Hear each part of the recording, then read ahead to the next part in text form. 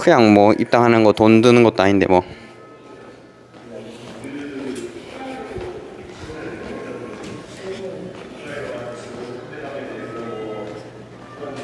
지금 여기 온 사람보다 제 동시 시청자 수가 더 많은 것 같아요. 네. 아마 다들 바쁘셔가지고 홍보가 제대로 안 된 것 같아요. 아, 이거 쓰시는구나. 이준석 대표 오죠? 네.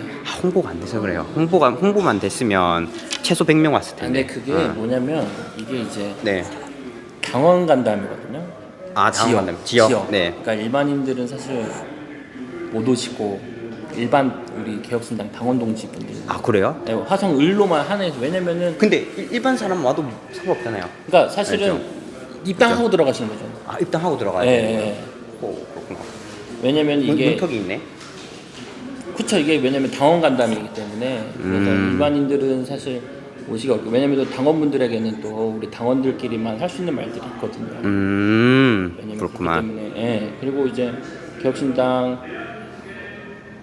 이준석 의원님께서 당선되시고 나서 이 지역에서 당원분들하고 만날 기회가 없었기 때문에 맞아. 예, 예. 그래서 몇 번 찾아오긴 했는데. 네, 그래서 그 당원들을 만나는 거라 사실 그 당원분들 몇 분 안 되시는 사람들 사이에서 네. 또 이 시간에 맞춰서 오실 수 있는 분이 많지 않기 때문에 당연 숫자는 적다. 그래서 홍보라기보다는 우리 그 당원 모임 방이 카톡방이 있는데 거기다 네. 안내했기 때문에 그분들 중심으로 오는 겁니다. 그래서 그 몇 명 있어요, 거기에? 거기에 많지 않죠, 당연히. 한 200명 돼요?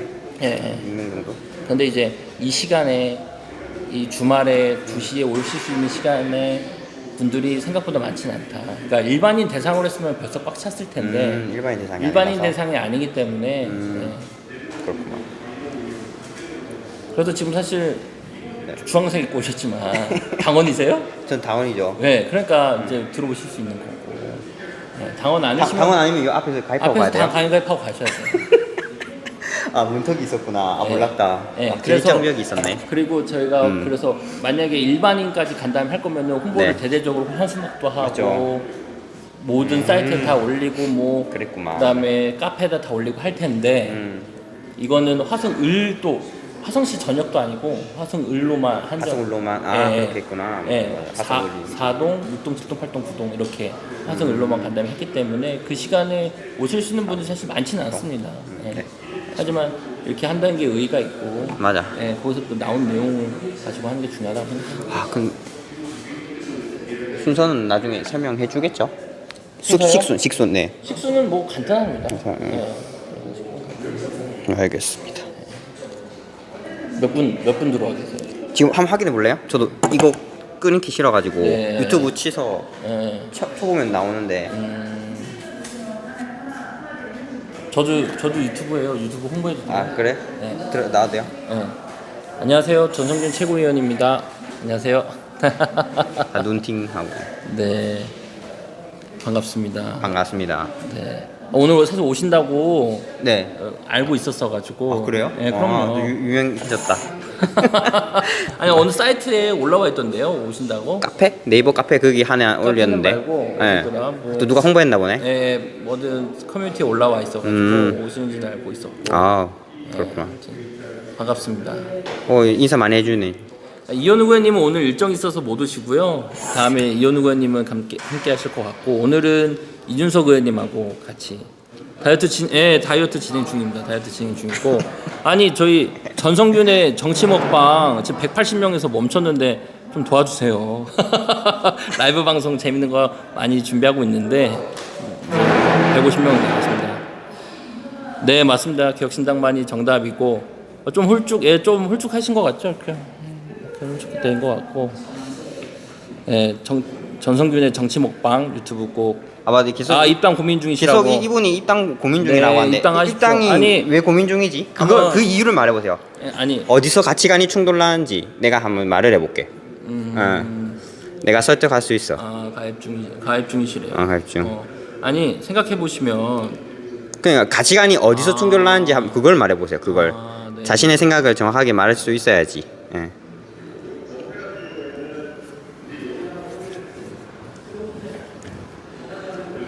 여기 동탄이 아이들이 많아서 미래를 위한 정치를 편다는 게 그게 좋은 거지. 왜냐면 일반 사람들은 감사합니다. 자기 이권 때문에 지금 먹고 살려고 막 이익 집단을 꾸려가지고 막 권력을 쟁취하려고 하는데 미래를 위한 그런 정치를 편다는 게 어떻게 보면 여기서 동탄에서 출발하고 그거를 강조하는 거지. 이준석 대표부터 시작해서 이제 대표 아니구나. 이준석 의원부터 시작해서 개혁신당이. 근데 저는 무조건 개혁신당이 왜 답이 있냐면 미래 중심이기 때문입니다. 네. 일단은 저는 잘 인사를 좀 드릴게요. 네. 안녕하세요. 이제 세상특검은 찬성이지만 민주당, 조국, 진보당이 세상특검의 정치적 악영향 같은 거기에 개혁신당이 이용당해서 토사구팽 당할까봐 걱정입니다. 뭐야 여기서 얘기하면 되네.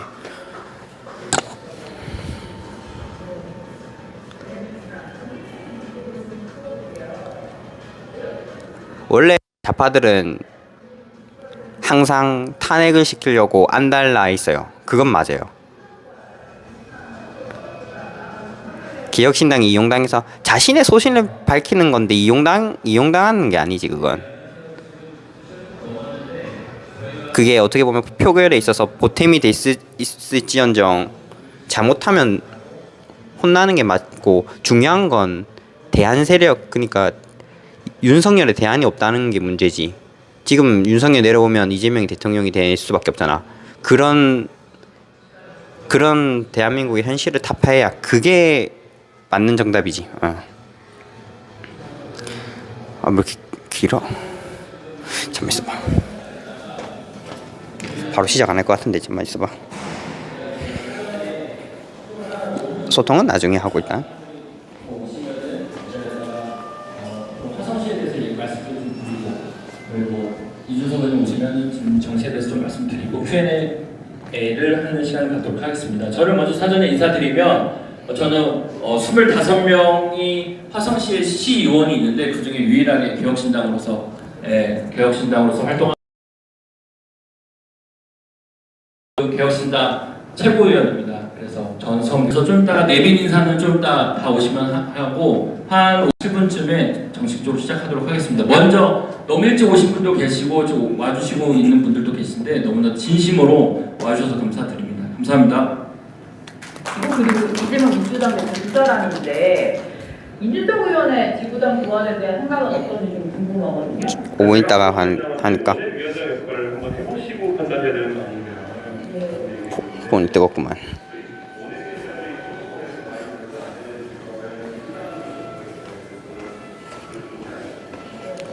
좀 이따가 들어갈까?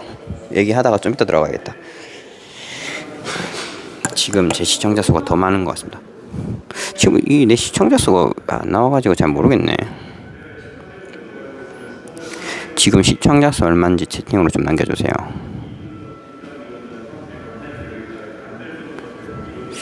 내 폰에 안 나와.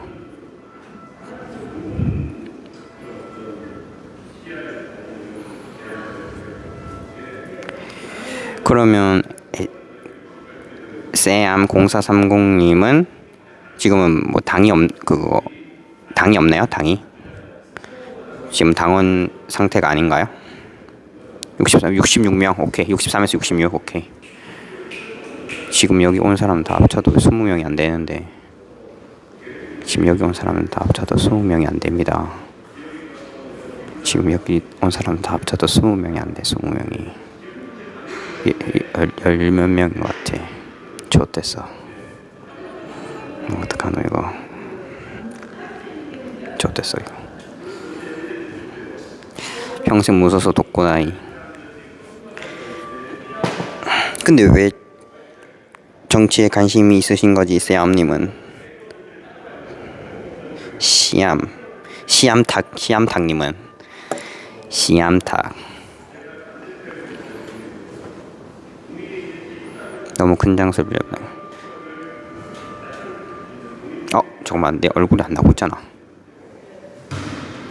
내 얼굴이 안 나오고 계속 채팅 보고 말하고 있었다.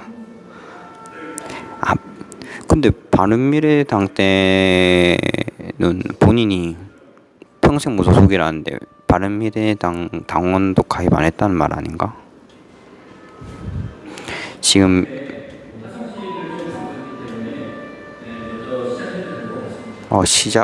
시작해야겠네. 시작한다고 하네.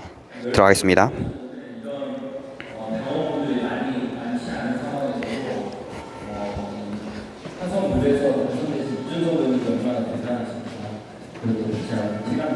시작한다고 하니까 들어가겠습니다. 그리고 이 지금은 이렇게 10분 계시지만 앞으로 활동할 수 있는 지도인데 지금 동서를 2024년 올해죠. 올해 두 군데가 그 횡단도로가 오픈이 됩니다. 어디냐면은 그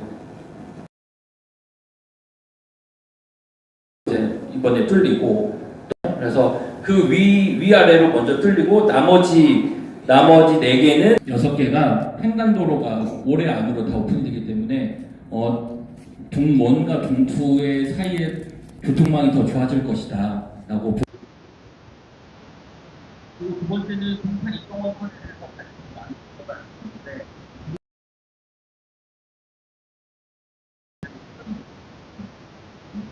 동탄역에서 1호선까지 서울역까지 올라가는 그 실측공이 6월 말에 실착공을 그 중공이 언제냐? 동탄 이병원 선수입니다. 12공까지 12공까지 완성되는 게 5년. 5년 뒤라는 것이 월드 어린이도 하면은 동탄역에서 1호선 타고 서울. 그다음에 학교 60인데 지금 뭐 여기 계신 분들 너무나도 잘 아시겠죠. 이준수 의원님께서 홍수공원으로 그래서 약간 패널 2024년 4월 23일 총선이 4월 10일 날 있었는데 공교롭게도 선거 끝나고 나니까 경기도교육청에서 과학과 추가 지정을 발표를 했습니다. 이게 저도 시험도 2년 하고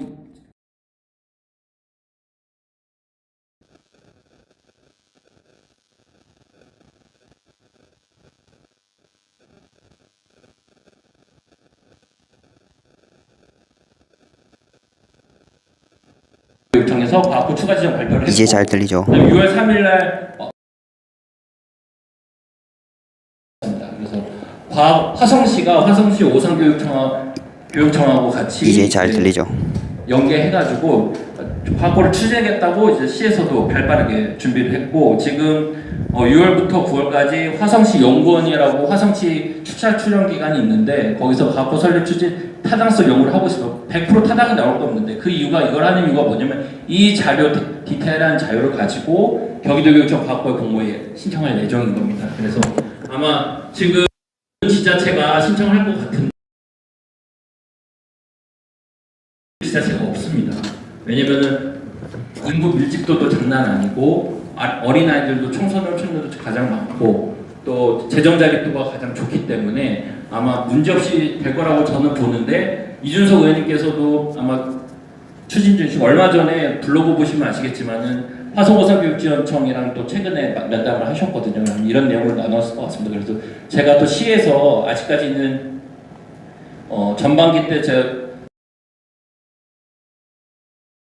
이거에 대해서 계속 얘기를 했었고 하반기에도 제가 어디 갈지는 아직은 정해지지 않았습니다. 그래서 어딜 가 있든 과학고 유치를 꼭 화성이 할 수 있도록 또 좋으면 아직 동탄에 부지가 많기 때문에 이준석 의원실에 시민소통 맞죠? 네, 시민소통 실장님 지금 와이파이로 바꿨거든요. 지금 끊기는지 봐주세요.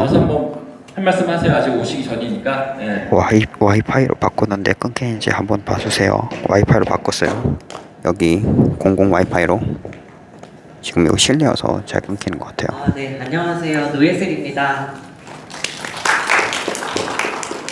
일단은 이렇게 마이크를 한번 잡게 해주신 전성균 의원님께 진심으로 감사드립니다. 사전에 얘기가 따로 된 게 아니어서 인사말을 준비를 하진 않았는데요. 여기 계신 이제 저희 화성시 의뢰 개혁신당의 유일한 의원이신 전성균 의원님과 저희 이준석 의원님을 열심히 지역에서 도와서 저희가 계속 지역에서 선전을 하고 또 이제 지역을 떠나서 대한민국에서 선전을 할 수 있는 당이 되기를 기원을 하고 노력을 하겠습니다. 감사합니다. 잘했죠? 저기 그리고 좀 당 얘기를 조금 드리면은 현재 지금 조직위원장이라는 걸 모집하고 있습니다. 이게 뭐냐면 전체 대한민국의 지역구가 있는데 화성을 같은 경우는 이준석 의원님이 당선이 되셨기 때문에 당연직으로 지역에 그러니까 국민의힘의 단어로는 당협위원장, 그다음에 민주당 언어로는 지역위원장이라고 표현하면 좋을 것 같은데 그래서 화성 의뢰는 이제 이준석 의원님이 이제 하시게 되고 원래 화성 정에는 이현우 의원님이 이제 국회의원이셨고 그다음에 이제 조직위원장을 하셔야 될 타이밍인데 이현우 의원님께서는 조금 이제 한번 좀 더 생각을 갖고 또 쉬고 좀 다른 또 큰 그림을 그리기 위해서 좀 준비하시는 것 같고 그래서 그 자리에 논의 끝에 이제 제가 지원하게 됐습니다. 그래서 제가 앞으로 화성 을은 이준석 의원님이 하시고 화성 정은 어차피 아시겠지만 개혁신당에 사람이 너무 없기 때문에 선출직들이 어차피 저도 화성 정이지만은 을도 해야 되고 정도 해야 되고 병도 해야 되고 갑도 해야 되고 이준석 의원님 당연히 화성시 전역을 다 하셔야 되니까 이준석 의원님 손 잡고 우리 개혁신당이 화성시에서 얼마나 잘하는지 좀 보여드리도록 하겠습니다. 특히나 왜 중요하냐면 전국 그 지도를 많이 보셨을 거예요. 그 253개 지역구에서 딱 한 분만 주황색으로 딱 중앙에 박혔는데 그게 이준석 의원님인데 점점 이제 넓혀갈 겁니다. 그 시작점이 이번 2년 후인 지방선거라고 저는 생각하고 특히나 계산적으로 봤을 때도 3인 지역구에서는 사실 가능성이 높거든요. 기초 시의원 같은 경우에는 그래서 점점 넓혀가고 광역도 넓혀가고 다음에 그 2년 후인 또 총선에서도 유의미한 성과를 내서 저는 결국은 우리 당이 미래가 될 수밖에 없다라고 생각합니다. 특히나 그 이유가 뭐냐면 5060 여기 우리 선배님들도 오셨는데 5060은 사실 산업화를 경험했기 때문에 보수를 지지를 하셨었고 4050 같은 경우에는 민주화를 경험했기 때문에 진보 지역을 지지를 했었습니다. 그런데 지금 현재 2030에는 뭘 경험했는가라고 얘기해봤을 때 아직까지 민주당이나 국힘에서 2030에게 무엇을 말하지 못하고 있는 상황인 것 같습니다. 아직 지금 현재 시대상이 뭔지를 말하지 못하고 있는 상황이고 그렇다면 우리 개혁신당이 2030들에게 무엇을 말해줄까? 지금은 뭐 확실히 답은 들어오십시오. 답변을 못하고 있지만 지금 찾고 있고 또 이준석 의원님이 그 세대가 앞서서 또 세대 교체, 정치 교체를 앞서서 하시고 있는 분이기 때문에 함께 2030에게 말할 그런 시대 정신을 말하겠다라고 말씀드리겠습니다. 저는 제가 생각하는 시대 정신은 저는 결국은 공정과 상식, 윤석열 대통령께서 하셨지만 그 말을 지키지 못하고 계시거든요. 근데 지금도 여전히 공정과 상식은 유의미하다 생각하고 지금 우리 젊은이들이 사실 공정하게만 되면은 취업도 더 잘 되고 그럴 텐데 그 기득권 때문에 지금 힘들게 살고 있는 건 아닙니까? 그래서 그 기득권 타파하고 부정부패 타파하고 할 수 있는 것은 빚지지 않는 세대 개혁신당이 할 수 있다 이렇게 생각을 합니다. 그래서 지금 또 이준석 의원님 제 생각에 20분에 딱 오실 것 같은데 그때까지 제가 최선을 다해서 시간을 또 열심히 끌도록 하겠습니다. 재밌는 것도 많습니다. 뭐 마이크만 주시면 뭐 정치인은 원래 1시간 이상 떠들 수 있기 때문에 감사합니다. 일단은 또 최고위원으로서 말씀을 드리면은 현재 지금 현실을 좀 말씀드리겠습니다. 사실 개혁신당이 3분의 당선인들이 너무 잘하고 계셔가지고 지금 이제 상임위도 잘 결정됐고 그거는 사실 나중에 한번 천하람 의원님 만나시면 꼭 박수 한번 쳐주십시오. 천하람 의원님이 원내대표로서 굉장히 고생하셨고 그래서 이준석 의원님은 가방에 가셨고 또 예결위까지 들어가셨고 또 기재위 운영위부터 해가지고 보건위까지 해가지고 다 들어가셨는데 거기서 아마 최고로 활약을 하실 겁니다. 그렇다면 당 지도부, 당은 무엇을 할 것인가? 저는 그걸 생각을 해봤습니다. 그래서 지금은 올해 얼마 남지는 않았는데 6개월 정도밖에 남지 않았는데 빨리 우리 권리당원을 그러니까 그 으뜸 당원을 10만 명을 만드는 게 가장 중요하다. 당원 모집이 가장 중요한데 제가 사실 여기 계신 분들하고 한번 가서 혼자 한번 쳐봤습니다. 쳐봤는데 그날 6분 제가 모집을 했는데 저는 그건 기적이라고 생각하고 누가 한동안 그랬습니다만 이거 뭐 짜맞춘 거다 닮은 사람 동생들 데리고 온 거다. 저는 여동생밖에 없습니다. 여동생밖에 없고 정말 모르는 사람들 와서 6분 해주셨는데 참 쉽지 않습니다. 저도 쉽지 않고 아마 여러분도 쉽지 않을 텐데 친구분들을 사실 당원으로 가입시키는 것은 조금 더 가능할지도 모르겠습니다. 왜냐하면 제 친구나 지인분들이 이미 다 개혁신당으로 다 이미 들어왔기 때문에 저는 마른 걸레에서 물짜기 하고 있는 중인데 아마 아직 물 안 짜셨을 겁니다. 그래서 열심히 한 번이라도 짜면 물 왈칵 나오니까 10만 명이 함께 동참해 주셨으면 좋겠습니다. 그래서 동참해 주시면 좋겠고 또 이제 하반기에 제가 이제 상임 이제 지금 이준석 의원님이 그 과학기술정보방송통신위원회를 가신 것처럼 저도 이제 상임위가 이제 7월달에 결정이 됐는데 지금 고민입니다. 이 동탄 이 지역을 위해서 도시건설위원회를 갈지 아니면은 우리 아이들을 위해서 또 교육복지로 남을지 지금 고민입니다. 그래서 혹시나 저한테 제안 주실 게 있다면 저한테 문자 주시면은 고민하는데 참고하도록 하겠습니다. 또 두 번째는 제가 이제 좀 제 말씀 좀 드리면은 제가 지금 유튜브를 시작한 지 이제 한 달 정도 됐습니다. 한 달 정도 됐는데 전성균의 정치 먹방이라고 생긴 것처럼 정치 먹방 맛있는 것도 먹으면서 얘기도 하고 또 맛있게 정치를 먹방 같이 하자고 정치 먹방을 했는데 이제 150명 남았습니다. 1000명까지. 덕분에 잘 됐는데 혹시 구독 안 하신 분 계시면은 구독 한번 주시면 제가 지금 공약으로 첫 번째 라이브 방송을 이준석 의원님과 하겠다. 지금 여기 이 자리에서 우리 당원 동지 드릴게니까 말씀을 드리도록 하겠습니다. 예, 지금 사무장님 오셨는데 이준석 의원님 오시는 것 같습니다. 그래서 만약 이준석 의원 오시면은 저한테는 박수 안 쳐주셨지만 큰 박수로 부탁드리도록 하겠습니다. 네. 아직 안 오셨습니다. 아직 안 오셨습니다. 예, 아직 안 오셨습니다. 예, 이준석 의원님 오셨습니다.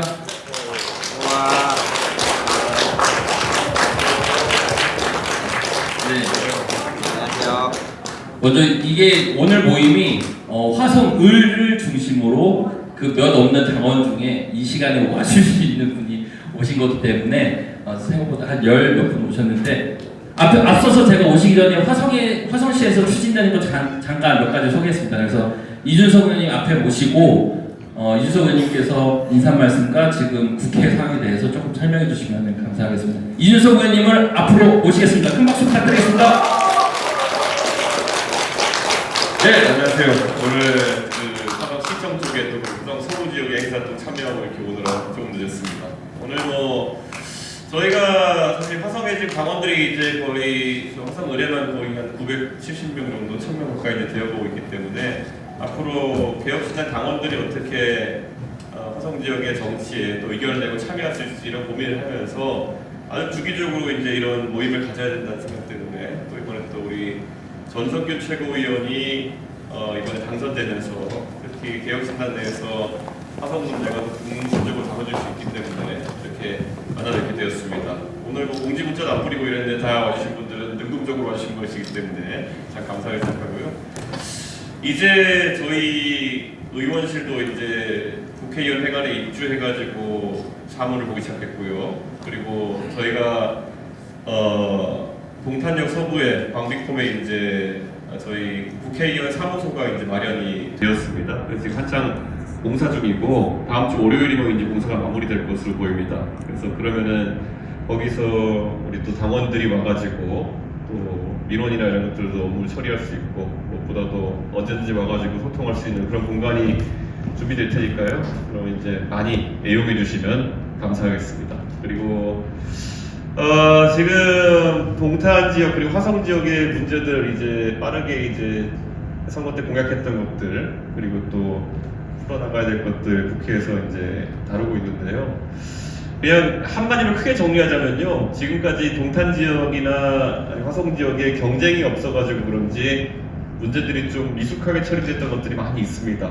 그래가지고 앞으로 좀 많이 달라진 모습을 정치권에서 보일 수 있도록 저희가 노력을 하고 있습니다. 그래서 가장 먼저 아까 슬라이드에 띄어있던데 과학고 추진 문제라든지 아니면 또 그 외에도 저희 트램 추진 문제라든지 이런 것들은 굉장히 저희가 세밀하게 들여다보면서 지금 저희 보좌진들도 그렇고 저도 그렇고 바쁘게 사람들을 지금 만나고 있습니다. 그래서 지금 약간 걱정되는 거는 우리가 공약하기 전에 파악했던 것들보다 상황별로 조금씩 상황이 더 안 좋은 것들도 있고 그래가지고 어떻게든 해법을 만들어내 보려고 이렇게 노력 중이고요. 이번에 제가 국회에서 상임위는 제가 과방위, 그래서 과기정통 방송위원회로 가가지고 그쪽 활동을 하게 됐고, 또 겸임 상임위로 이제 예산결산특별위원회를 갔기 때문에 동탄 지역에 필요한 예산을 끌고 오는 데는 어느 정도 도움이 될 거로 보이고, 하지만 언제나 그렇듯이 개혁신당이 의석수가 부족한 편이기 때문에 제 생각에는 조금은 저희가 2배로 일해야 되는 그런 상황이 아닐까 이런 생각합니다. 그리고 무엇보다 다가오는 이제 2년 뒤에 지방선거에서 정말 밀접하게 지역과 소통하면서 일할 수 있는 지방의원들 또 시장 이렇게 배출해야 되는 과제가 화성 동탄 지역에서 있는 거기 때문에 최선을 다할 수 있도록 노력하겠습니다. 그래서 며칠 전에 제가 퇴근하면서 지하철 사진 찍히고 이래가지고 또 전국적으로 화제가 되고 그랬는데요. 지금 그게 그렇게 되는 게 저희 의원실만 아마 차량이랑 운전 전담 직원을 두지 못하고 지금 이렇게 운영이 되는 상황인데, 그 이유는 간단합니다. 지금 공약과 정책 풀어내는데 모든 보좌진을 투입해야 되는 상황이기 때문에 다른 의원실처럼 수행하는 보좌진이나 아니면 운전하는 보좌진 이렇게 두기가 빠듯한 상황입니다. 그래서 아마 그런 측면에서 일에 매진하는 상황 속에서 앞으로 그런 모습이 자주 보이지 않을까 이런 생각을 합니다. 그리고 또 이미 약간 인구에 회자되고 있는 건데, 제가 동탄 지역에서도 가장 이제 앞으로 해야 될 일이 많고 민원 수요가 높을 수 있는 신주거 문화재탕 쪽에 신동에 제가 이제 전셋집을 이제 7월, 8월 중으로 입주하게 돼 있어가지고요. 그래서 그쪽에 거주하면서 출퇴근하면서 실제 교통 문제나 이런 것들이 심각하기 때문에 신동 지역은 그런 것들 해결하기 위해서 최선의 노력을 다할 것이다 이렇게 말씀을 드리겠습니다. 그리고 혹시 오늘 여기 우리 계신 분들 중에서 좀 소개해드릴 분들도 있다면 우리 지역 당협의 이제 총 책임을 맡게 될 윤종수 사무국장입니다. 네. 지역에 이제 상주하면서 아마 당원들과 소통하는 역할, 그리고 또 여러 가지 일을 맡아서 하게 될 그런 상황이고요. 그리고 오늘 이 자리에서 또 소개시켜드릴 분이 있다면 우리 저 뒤에 구영모, 경로 특보 알고 계시지만은 지난 시장에서 그리고 오늘 이 자리에 또 우리 지난 선거 때 저희 선거사무소에 항상 상주하면서 많은 일 했던 이제 노예슬 실장도 여기 와 있고요 지금요. 이번에 저희가 중앙당에서 이제 체계를 잡으면서 저희가 또 법률자문위원회를 꾸리게 되었습니다. 그래서 또 변호사로서 전문 지식을 바탕으로 해서 또 당에 기여를 해줄 최석호 법률자문위원장입니다. 우리 같이 가족입니다. 그래서 이제 동탄에서 이렇게 또 주역을 맡아서 참여하게 될 이런 단체자 보시면 될 것 같습니다. 어쨌든 하여튼 오늘 다 와주셔서 너무 감사하고요. 앞으로 이런 자리 자주 만들어가지고 소통할 수 있도록 하겠습니다. 다음번에는 아마 저희 사무실에서도 또 이런 자리 좀 만들 수 있지 않을까 이런 기대를 하고 있습니다. 저희 사무실 아까 말씀드린 대로 화요일부터 저희가 이제 오픈해서 손님을 맞을 수 있게 되는데요. 그러면 언제든 열려있는 공간이라 생각하시고 찾아주시면 감사하겠습니다. 예, 감사합니다. 의자, 책상하고 의자 한번 세팅 같이.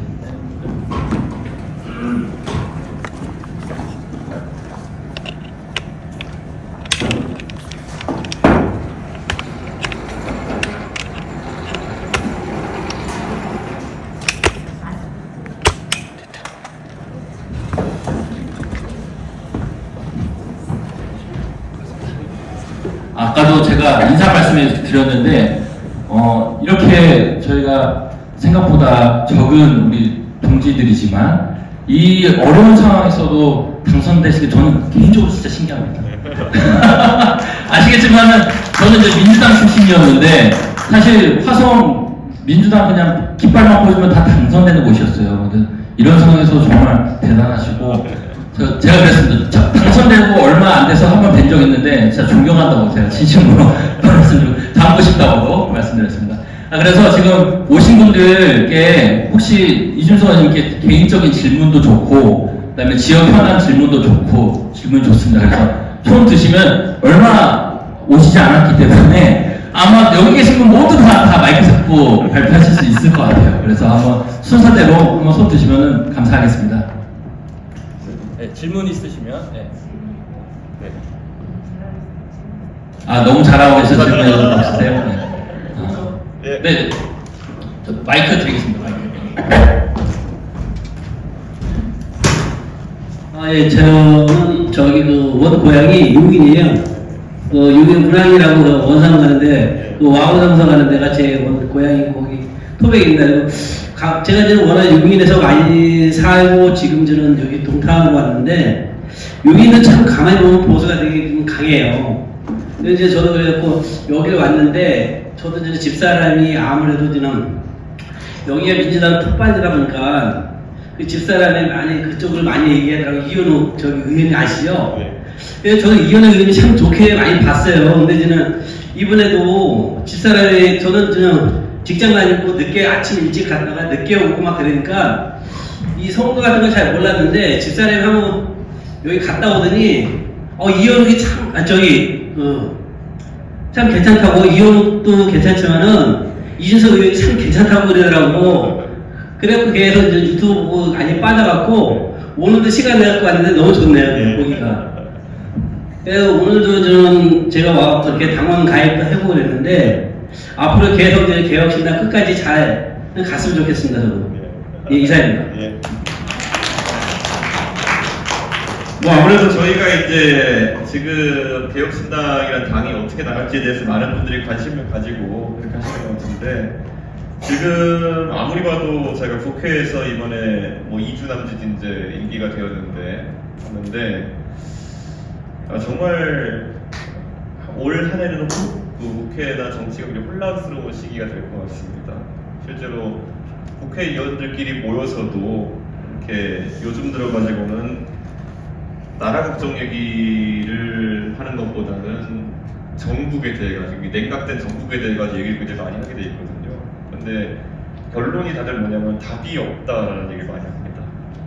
네, 답이 없다라는 거는 이게 지금 서로 아이디어를 갖고 경쟁하고 이런 상황도 아니고 서로 내가 밀리면 죽는다는 생각하고 목숨 걸고 싸우고 있는 상황이기 때문에 어느 누구도 한 발짝이라도 뒤로 물러서지 않으려고 하는 그런 모양새 속에서 극한 대립의 상황이다. 그래서 개혁신당 입장에서는 참 안타깝긴 합니다. 왜냐하면 좀 더 논리적으로 함지고 토론하는 장이 펼쳐졌을 때 저희 개혁신당의 장점이 많이 드러나게 돼 있는데 지금은 말 그대로 패싸움에 가까운 형태로 지금 정치가 진행되고 있거든요. 그래서 이 과정에서 저희가 고래 싸움을 새우등 터지는 상황이 되면 안 되는데 그래서 저희가 저희 나름의 영역을 구축하기 위해 가지고 굉장히 애를 많이 쓰고 있습니다. 그런데 최근에 보이는 바로는 그래도 당의 지지율이 조금씩 상승하는 분위기를 서로가 없는데도 불구하고 보여주고 있어가지고 다행이다라는 생각을 가지고 있고요. 무엇보다도 이 동탄에서 여러분께서 만들어준 기적이라고 하는 것이 지방선거 출마를 준비하는 사람들한테 나도 개혁신당과 함께 해볼 수 있지 않겠느냐라는 자신감을 조금 심어주는 것 같아가지고 그 부분에 대한 기대가 있습니다. 그래서 이번에 저희가 지역별로 당협위원장 지금 모집 절차 중에 있는데요. 제가 이제 당연히 화성 의뢰 제가 지원을 하고 우리 또 전성규 최고위원이 또 이원우 의원님이 계시던 그 화성정을 또 물려받아가지고 이번에 당협위원장 도전하고 있고 그리고 지금 전국적으로 한 50군데 정도의 이제 당협위원장들이 저희가 이제 생기게 될 텐데요. 이제 지역에서도 저희가 기반 조직을 탄탄히 만드는 그런 시기가 되지 않을까 그런 생각을 하고 있습니다. 예. 예.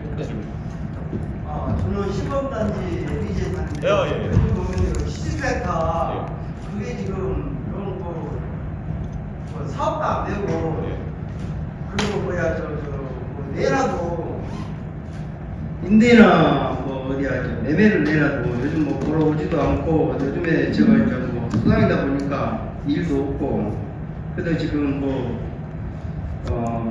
이어가는 게 지금 잠깐이라도 저거 삼성 근로자 쪽으로 이제 쪽으로 일도 하고 그러는데 어떻게 좀그 지식센터를 어떻게 좀 의원님께서 좀 잘 좀 부탁 좀 드리면 안 될까 했어요.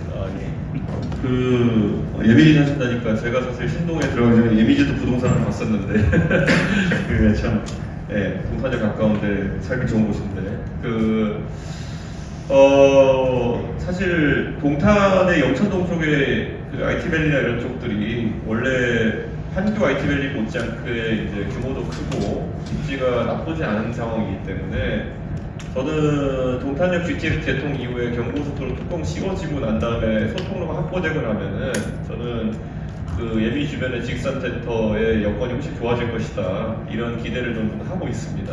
그래서 그 부분에 대해서는 당연히 지금은 그 영천동에서 동일 쪽 넘어가는 길이나 어디나 교통이 너무 혼잡한 상황이라 가지고 여건이 좀 불리한 부분들이 있는데 저는 동탄 지역에 특히 영천동 일대 직산센터는 앞으로 발전 가능성이 있다고 생각합니다.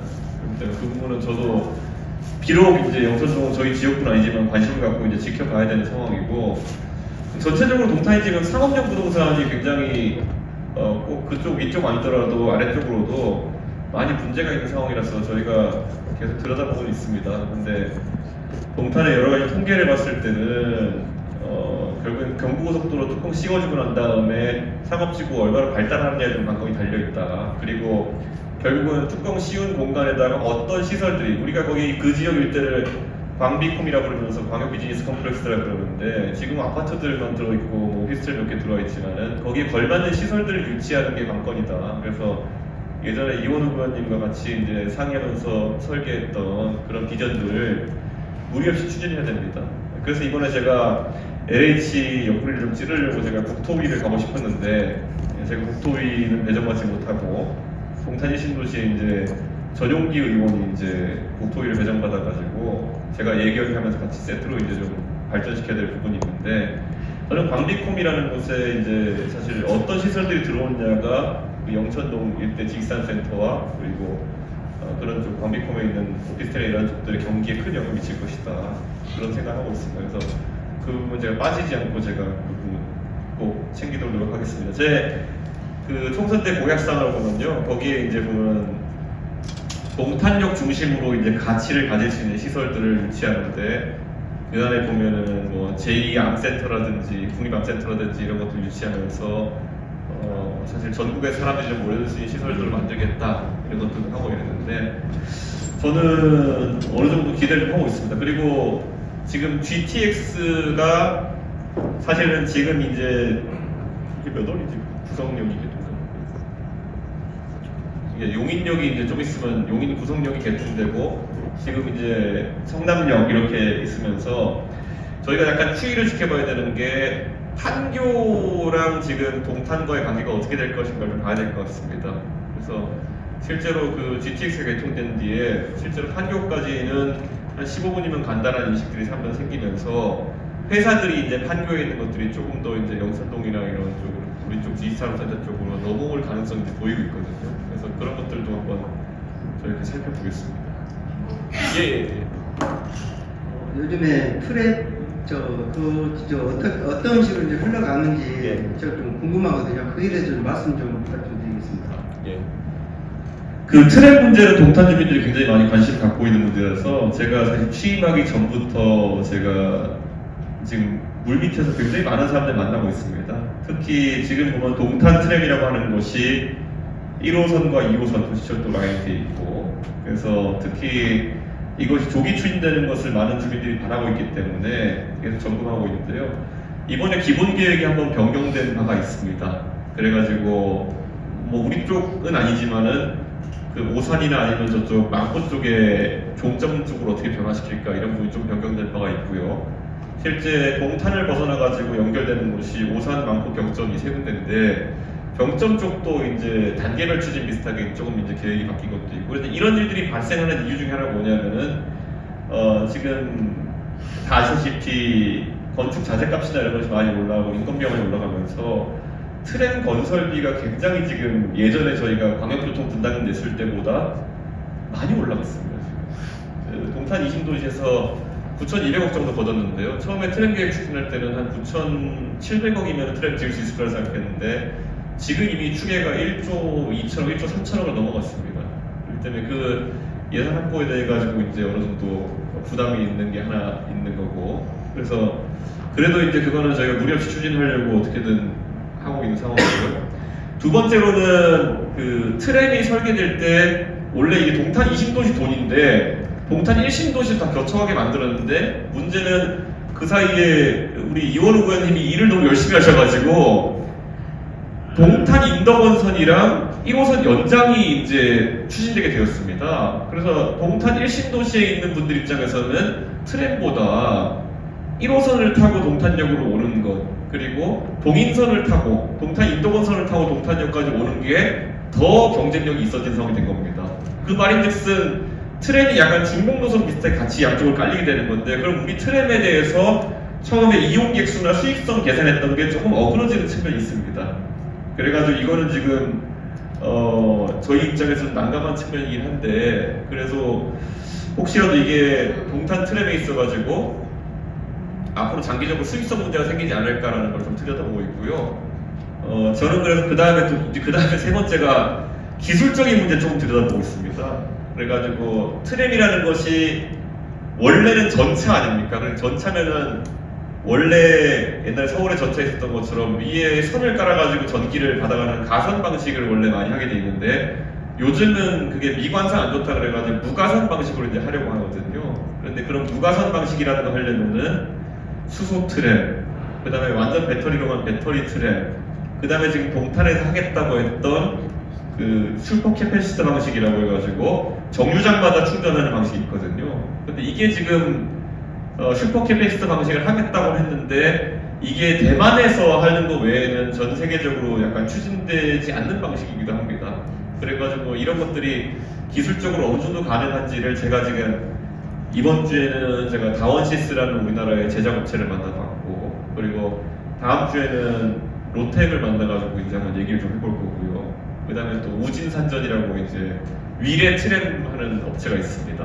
거기를 또 만나야 되는 거고, 사실 저희가 이걸 시작하는 순간 이게 동탄과 화성시 입장에서는 물릴 수가 없는 사업이 되는 거거든요. 그래서 최대한 모든 분야에서 기술, 수익성, 그 다음에 아까 말했던 것처럼 노선 선정이 있어가지고 합리적인 선택을 할 수 있도록 노력하고 있고요. 지금 그 문디벨 관련 306 정거장 문제 때문에 많은 분들이 이제 기대와 우려가 거꾸로 섞여 있는 걸 알고 있는데요. 지금 문디벨 쪽의 입장을 생각하면은 거기도 이제 당연히 9,200억 원 분담금 낼 때 분담금 내기 때문에 트램의 이용권에 들어와야 된다는 얘기도 말씀하고 계신 거고요. 다만 나머지 동탄 주민들 입장에서는 노선 변경 같은 것이 오히려 일정 추진을 늦추면 안 된다 이렇게 생각하고 계신 건데, 저는 우선 일정 추진을 늦추지 않는 선에서 노선 변경이 가능한지를 보고 있다라고 이렇게 말씀드리고요. 지금 보면은 그 301 정거장이 사실 요양기관 앞으로 이제 지나가는 노선이 지금 돼 있거든요. 근데 이게 수익성 면에서 사실 제가 봤을 때는 좀 의아한 선택이거든요. 그리고 거기서 지금 그 요양원을 거치는 과정 속에서 다리를 또 이제 신설해야 되는 식으로 이제 또 얘기가 나오고 있어가지고 건설비나 이런 것들이 또 추가될 가능성이 있어가지고 그런 부분을 지금 화성시청에 계속 따져먹고, 또 전문가들도 철도건설 전문가들 이런 분들하고 얘기를 하고 있는 상황입니다. 그래서 전체적으로 전혀 제 차질이 없도록 하기 위해서 상황은 좀 안 좋아진 건 사실입니다. 건설비 문제 때문에. 네, 그럼에도 불구하고 다 지금 파악해 나가고 있는 상황입니다. 이게 트램이 보시면은 동탄 20도시는 가보시면 다 트램길도 마련됐고 이래가지고 건설비가 많이 들지 않는데, 오히려 오산 구간에 가면은 뭐 갑자기 그게 지하로 들어가야 되고, 뭐 병점 구간도 뭐 갑자기 교차로가 생기고, 뭐 망포 구간도 종점을 만들어내고 이런 것 때문에 좀 비용이 많이 드는 상황인데, 그런 부분 어떻게 하면 효율화할 수 있을지 약간 고민을 많이 하고 있습니다. 그래서 동탄 위주로 먼저 일차적으로 해주면 안 되는 거예요. 오산이나 뭐 다른 데는 그게 이제 소위 말하는 단계별 추진이라든지 아니면 계획 노선의 변경인데, 이거는 제가 뭐 사실 화성 가돌병정에 나머지 국회의원들하고도 제가 얘기를 하고 있는 부분이 있습니다만은 오늘 이 자리에서 제가 뭐 이걸 딱 어떻게 될 것이다라고 말씀드리면은 이게 오히려 혼란이 좀 생길 수 있기 때문에 하지만은 저희 입장에서는 동탄 이신도시가 가장 많은이 아니라 모든 비용을 분담한 트렌인 만큼 당연히 동탄 이신도시의 편익을 최우선해가지고 저희가 사업을 추진해야 된다는 입장을 그렇게 모였을 때 계속 얘기하고 있고 그거에 대한 공감대가 조금씩 생기고 있긴 합니다. 왜냐면 아까 말씀드린 것처럼 그 화성경이나 화성정 입장에서는 동탄 트램보다 이제 더 중요해지는 것이 인덕원 동탄선이랑 그 다음에 그 1호선 연장입니다. 그래서 솔빛나루역 개통이라든지 이런 게 더 중요해진 상황이기 때문에 저희 그 부분을 봐야 되고 동탄 이신도시 교통대책에 있어가지고 또 하나 저희가 약간 중요하게 봐야 될 거는 분당선 연장 계획이 이제 4차 철도망 계획에 들어있었는데 이게 지금 타당성이 좀 안 나오고 있는 부분이 있습니다. 예, 그게 수요 예측이랑 타당성이 좀 안 나오고 있는 부분이 있는데 이게 또 약간의 딜레마가 있긴 합니다. 이제 동탄 도시철도 1호선 노선이 분당선 연장 계획 노선과 거의 일치합니다. 예. 그렇기 때문에 따지고 보면은 트램을 많이 타면은 분당선의 수익성이 떨어져가지고 분당선 추진이 어려워지고 뭐 예를 들어 분당선을 많이 타면 트램이 팔이 날리고 뭐 이런 상황이 될 수도 있는 거거든요. 그래가지고 이거에 대해서도 저는 이건 뭐 제가 섣불리 뭔가 얘기할 수 없어가지고 제가 만나는 동탄 주민들마다 한번 좀 여쭤는 보고 있습니다. 그러니까 그 굳이 따지자면은 뭐 분당선과 트램 중에서 어떤 부분에 더 역점을 두고 강점을 두고 가야겠느냐. 그러면은 아까 말했듯이 동탄 1신도시 입장에서는 동인선이나 1호선이 더 중요하신 게 맞고요. 그럼 저희 입장에서 동탄 2신도시 입장에서는 어느 쪽에 더 주안점을 두고 가야 될지라는 그런 상황이 좀 지금 발생했습니다. 지금. 근데 또 동탄 트램은 동탄 이신도시 전역에 이제 동탄 순환대로축이랑 동탄 대로축에 다 영향을 미치지만은 분당선은 또 이제 동탄 대로축에 있는 분들만 또 혜택을 보는 거기 때문에 제가 지금 그거 한쪽에 치우쳐서 말할 수 없는 상황이라 가지고 저는 의견을 많이 경청하는 단계입니다. 근데 제 입장에 당연히 국회의원 입장에서야 분당선도 추진되고 트램도 추진되는 방향이 있다면 그걸 이제 추종하는 것인데 어쨌든 지금 의견을 좀 모아야 될 때가 온 게 아닌가라는 생각합니다. 야, 박수 한번. 야, 예, 제가 이렇게 의원님께서 말씀하신 거 들으면서 웃음이 잠깐 실실 났는데 그 이유가 뭐냐면 제가 다놓고 이 자리에서 말씀드릴 수 있습니다. 동탄 이신도시 현안이 어느 지역보다 어렵습니다. 그리고 이 머리로 이해하기도 어렵거든요. 근데 아무것도 안 보시고 이렇게 말씀하신 거 보면 정말 우리 당원분들 진짜 행운하다 이렇게 생각하고 아마 우리 동탄 이신도시 분들 주민분들을 진짜 전국에서 부러워할 거다 이렇게 생각합니다. 그래서 약간 점점 웃음이 나더라고요. 네. 혹시 다음 질문 있으신 분 손 들어주시면은 질문도 좋고 의원님께 하고 싶으신 말도 좋고 또 아니면은 꼭 국회 정치도 좋으니까요. 좀 말씀 주시고 아니면 그냥 이준석 의원님과 사진만 찍고 싶다라고 하신 분도 계실 수 있습니다. 그분들에게는 좀 이따 시간이 할애되어 있으니까 그분은 걱정하지 마시고 예. 또 혹시 질문 있으면 네. 제 마이크 뒤에 있습니다. 의원님 저는 분당에서 살고요. 의원님 가시는 곳만 따라다니는 사람인데요. 혹시 분당에 오셔서 미래에 대해서 또 젊은 어머님들이 굉장히 관심 많이 가지시거든요. 제가 분당에서 어린이집 원장을 하고 또 홍보교육을 많이 하고 있는데요. 제가 다니면서 여의도 재건특조합부터 시작해서 제가 이제 교육에 대해서 지금 홍보대사 역할을 하고 있거든요. 그래서 부모님들이 굉장히 관심을 많이 가지시고 당원가입도 하셨는 걸로 알고 있거든요. 그래서 분당에 대해서 한번 오실 수 있는지 여쭤보고 싶습니다. 예, 저는 분당의 아이들이 추앙해야 될 아이콘은 안철수 의원인 줄 알았는데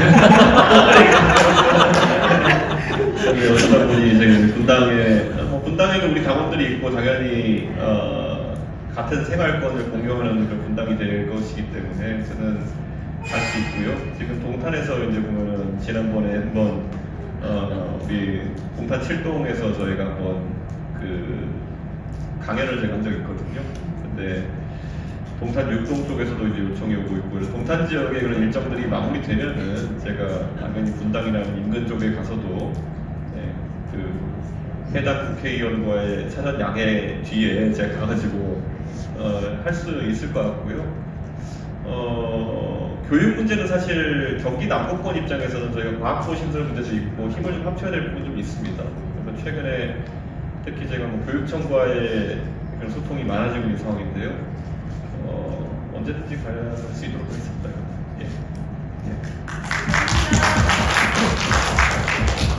네, 또 혹시 질문 있으십니까? 아, 네. 가운데.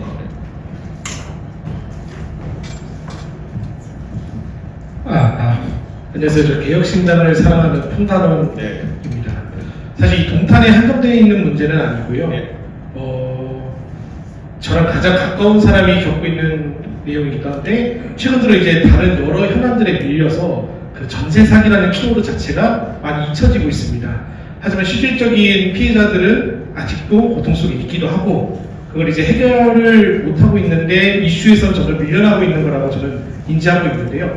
혹시 이제 전세 사기와 관련해서 이준석 의원님 개인적인 생각이나 아니면 저희 개혁신당에서 지금 취하고 계시는 스탠스는 또 어떤지 궁금한 부분이 있어서 질문드립니다. 그러니까 사실 저희 방 보좌진, 저희 의원실 보좌진 중에도 전세 사기를 당한 사람이 있어가지고요. 이 문제는 굉장히 가까이서 저희가 접하고 있는 문제입니다. 그런데 이것에 대한 피해 보상 문제도 저희가 굉장히 얘기를 많이 하고, 어떻게 구제할지에 대한 얘기도 많이 하고, 그래서 사실 집을 이제 사실상 최우선 인수할 수 있도록 하는 그런 방식으로 많이 풀어나가려고 했는데, 그게 또 모든 경우에 해결책이 되지 못하는 경우가 있어가지고 지금 안타까운 상황입니다.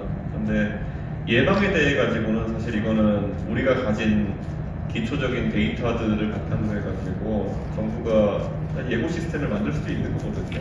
전세 사기라는 것의 유형이 아주 정형화되어 있기 때문에 그런 상황이 있어가지고, 사실 우리 사회에서 한 사람 또는 한 법인이 집을 몇백 채 보유할 때까지 이것에 대한 예고가 없었다는 것은, 사실 정상적인 상황에서 개인이 집을 몇백 채 보유하고 종부세 물면서 그거를 부동산업을 영위하기 어렵거든요. 그런데 이런 것들 예고하는 시스템을 잘 만들지 못했다는 거 굉장히 안타깝고요. 특히 서울에 가보면 특히 이 전세 사기 피해가 일부 지역에 집중돼가지고 나타나는, 빌라촌 중심으로 나타나는 양태인데, 그렇다면 해당 지자체 같은 경우에도 충분히 이거는 예방하고 걱정할 수 있는 것이었는데 하지 못했다는 것, 이게 저는 믿기지가 않는 상황이다. 그리고 저는 앞으로 이제 이거 입법 활동이라는 걸 통해 가지고 좀 예고할 수 있는 시스템의 형태를 만들어야 되지 않나, 저는 그런 생각이 듭니다. 지금 이거는 사실 전세 사기라는 건 아까 말했듯이 유형이 간단하기 때문에 등기부와 일부 자료관을 바탕으로 해가지고도 세입자가 되고자 하는 사람에게 충분히 예고할 수 있는 부분이 있는 거거든요. 이거는 정치권에 놓여있는 뭐 어렵다기보다는 빨리 추진해내는 과제가 아닐까, 저는 그렇게 생각합니다.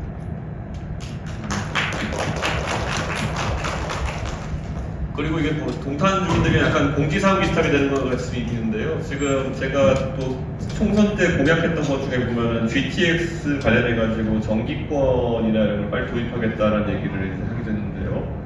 그래서 제가 사실 국회의원이기 시작하고 서울시청에 뻔질하게 들러버리고 있습니다. 그래서 서울시에서는 지금 기후동행카드라는 정액권 제도가 이제 시행되었고요. 그리고 경기도에서는 국토부의 K패스에 얹어서 경기패스라는 걸 시행되었는데, 이게 사실 제가 경기패스라는 걸 지금 써보고 있습니다. 제가 인스타그램에 제가 캡처해서 올리기도 하는데, 서울까지 출퇴근하는 동탄 주민들 입장에서는 30% 가까이, 이제 20% 30% 가까이 혜택이 있는 경기패스도 나쁘지 않겠지만은 서울 시민들이 대부분 누리고 있는 기후동행 카드를 통해 정액권으로 이걸 혜택 받을 수 있으면 더 교통비용이 줄어들 거라는 그런 생각이 있습니다. 그래가지고 기후동행 카드는 서울시에서는 다 적용이 되고, 서울시와 협약을 맺은 경기도 지자체들이 적용이 됩니다. 그래서 과천시, 남양주시, 그리고 그 고양시, 그리고 군포, 김포, 이렇게 지금 이제 아마 같이 시행이 될 텐데요. 이 지자체들의 특징이 뭐냐면은 오세훈 서울시장과 당적이 같은 국민의힘 시장들이 있는 그런 곳들입니다. 있습니다. 그래서 사실 4호선 지하철을 보면 얼마나 황당한 일이 있냐면요. 4호선이 이제 서울에서 나와가지고 과천, 안양, 군포, 안산 이렇게 가거든요. 근데 과천은 정기권이 되고 안양은 안 되고 군포는 다시 되고 안산은 다시 안 되고 이렇게 돼 있습니다. 근데 이게 진짜 그 일반 시민들의 교통비, 지금 물가도 아주 많이 올랐는데 교통비 문제 해결돼 있어가지고 여야가 이제 따로 있으면 안 되는 것인데 이렇게 해서 안타깝고 화성시도 이제 이 문제에 있어가지고 어느 정도 전향적인 입장을 보여야 된다는 생각으로 제가 이 문제는 강하게 추진해 보려고 지금 화성시청을 좀 압박하려고 하고 있습니다. 그래서 어제도 제가 방송에서 한번 언급했고 하는데 서울시 쪽에서는 경기도 지자체들이 협력만 있으면 언제든지 시행할 수 있다는 입장인 것을 확인했기 때문에 이 부분 차질 없이 추진할 수 있도록 그렇게 한번 해보겠습니다. 제가 다녀보니까 이게 지난달에 교통카드 비용으로만 한 20만원 찍혔거든요. 네. 이게 왜냐면 GTX가 한 방에 4,750원이기 때문에 이게 장난 아닙니다. 4,750원이면 GTX만 왕복을 타면은 9,500원입니다 하루에. 네. 그리고 여의도까지 가는 걸 추가하면 거의 10,000원이기 때문에 10,000원이 넘고 11,000원 가까이 되기 때문에 이거는 정기권 제도 없이는 서울 출퇴근이 거의 불가능할 거다 그런 생각이라 가지고 이 부분 꼭 해결하겠다는 의지를 갖고 있습니다. 또 혹시 질문 있으신가요? 예. 예.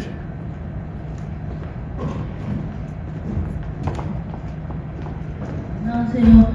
저는 지금 그 의원님이랑 호칭보다는 아직 대표님이랑 호칭이 좀 더 편한 것 같은데요. 사실 처음 뵀을 때는 주황색 옷은 아니고 빨간 옷을 입고 계셨는데요. 그래가지고 작년에 국민의힘 전당대회 보고 다시 대표하셨으면 좋겠다 생각해서 그 대표님 동료분들 뽑으려고 가입했다가 또 이번에 다시 개혁신당에 가입했거든요. 그래가지고 전 한 번 대표님은 영원한 대표님이라 생각했는데 이번에 안 하시니까 좀 허전하기도 하더라고요. 그래서 혹시 몇 년 후에 상황이 좀 정리되시면 다시 하실 생각이 있으신지. 뭐 개혁신당이라는 당이 이준석의 영향력이 큰 당이다라는 거는 부인하기 어려울 겁니다. 그래서 항상 제가 어떤 위치에 있더라도 이 당에 대해서는 항상 애정과 그리고 또 책임감을 가지고 있다는 사실을 변하지 않고요. 그리고 지금 허은하 대표와 그리고 전성현 최고위원도 있고 이기인 최고위원, 조대원 최고위원 전부 다 저와 비슷한 생각을 가지고 있는 사람들인 만큼 저는 신뢰를 바탕으로 해가지고 서로 일할 수 있다 이렇게 생각합니다. 특히 개혁신당 입장에서는 앞으로 지방선거나 아니면은 다가오는 국회의원 보궐선거들 그리고 또 다가오는 그다음 총선 이런 데서 최대한 많은 인재들이 함께해야 되는 것이기 때문에 인재는 그냥 책만 보고 교육할 수 있는 게 아닙니다. 정치인으로서 어떤 자리를 맡아가지고 거기서 그 자리에 맞는 고민을 하게 되고 그래서 때로는 마음 아파하면서 밤에 잠도 못 자고 이런 과정을 통해 가지고 완성되는 것이기 때문에 저는 그 기회 자체가 여러 사람에게 열려 있는 게 좋다 이렇게 생각하고요. 이번에 또 당원들께서 우리 동탄에서는 저와 또 힘을 합쳐서 큰일을 할 수 있는 전성균 최고위원을 당선시켰기 때문에 저는 저에게 보여주시는 그 관심과 애정만큼 우리 전성균 최고위원한테도 일을 많이 맡겨주셨으면 합니다. 그리고 특히 전성균 최고위원이 지금 화성 시의원으로서 또 활동을 하고 있기 때문에 어쩌면 생활 속의 민원이나 아니면 생활 속의 여러 그런 정보 같은 것들은 전성균 최고위원이 더 밀접하게 전달하고 또 이렇게 받아들일 수 있을 것이다 이런 생각을 하고 전성균 최고위원이 그 당원들의 민원과 그리고 당원들의 제안 정책 이런 걸 풀어내기 위해 가지고 완전히 이제 살이 반쪽이 될 때까지 살이 반쪽이 될 때까지 한번 훈련시켜 주시라 이렇게 말씀드리고 싶습니다. 감사합니다.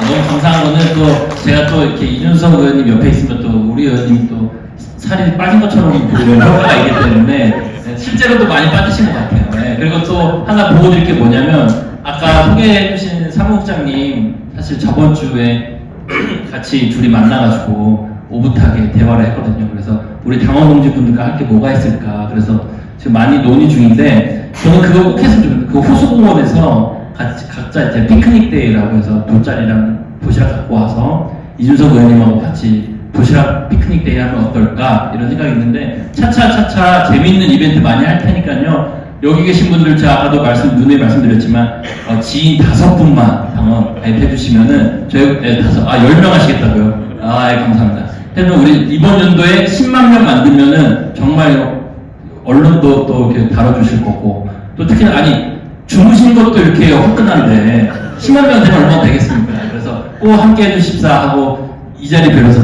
부탁드리도록 하겠습니다. 그리고 혹시 또 추가하실 분 있으십니까? 예. 예. 저는 동탄 북동에서 아들 둘 키우면서 살고 있습니다. 서구에서 지금 제조업을 하고 있는데요. 제가 여의도에 계시니까 저희가 그 중소기업 중앙회라는 그 여의도 거기 그 청사가 있습니다. 거기서 저희가 한 달에 한 번씩 이제 젊은 이제 청년 기업인들이 그 모임을 하는데 이게 지금 15년이 됐습니다. 근데 지금 제가 이제 여쭤보고 싶은 말씀은 저희가 이제 제조업으로 이렇게 처음에 모이기 시작했는데 이게 점점점 그만두는 분들이 많이 생기고 있습니다. 원래는 이제 저도 이제 자동차 에어컨 부품을 만드는 회사를 하고 있는데 그분들이 점점 이제 하시는 일들을 다 포기를 하시고 카페를 하시거나 뭐 이런 것들을 하시는데 저는 그래도 대한민국이 아직은 제조업 기반이라고 생각을 하고 있습니다. 그래서 이거에 대해서 어떻게 생각하시는지 한번 이 의원님 생각이 좀 궁금해서 한번 질문 드립니다. 사실 제조업 입장에서는 최근에 임금 인상이나 이런 것들 때문에 사실 사업성을 유지하기 굉장히 어려운 상황이 되지 않았나라는 생각을 합니다. 그래서 참 당황스러운 부분이 있고 제가 이번에 특히 트램 관련해가지고 아까 철도 차량 제작업체나 이런 곳이랑 얘기를 또 하고 그리고 또 그 안에 무수히많은 협력업체들이 있고 이런 것들을 살피면서 제조업 여건에 대한 얘기를 참 많이 들었는데요.